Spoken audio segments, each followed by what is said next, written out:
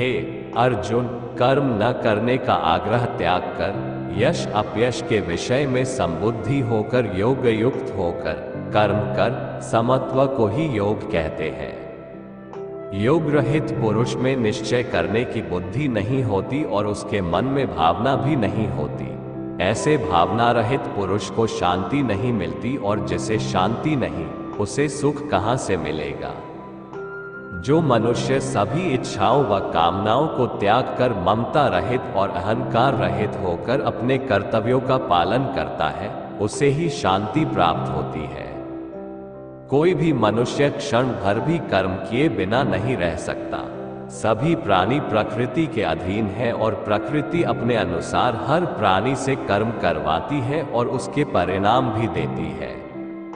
तू शास्त्रों में बताए गए अपने धर्म के अनुसार कर्म कर, क्योंकि कर्म न करने की अपेक्षा कर्म करना श्रेष्ठ है तथा कर्म न करने से तेरा शरीर निर्वाह भी नहीं सिद्ध होगा।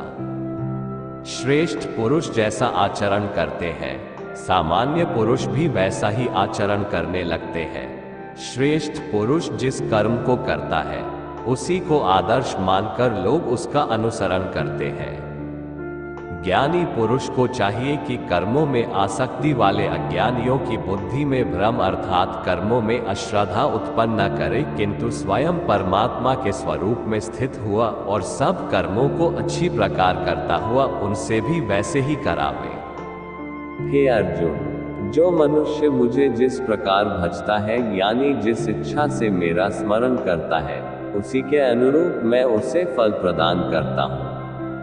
सभी लोग सब प्रकार से मेरे ही मार्ग का अनुसरण करते हैं। भगवान श्री कृष्ण अर्जुन से कहते हैं कि हे अर्जुन, कर्म करने में तेरा अधिकार है, उसके फलों के विषय में मत सोच। इसलिए तू कर्मों के फल का हेतु मत हो और कर्म न करने के विषय में भी तू आग्रह न कर।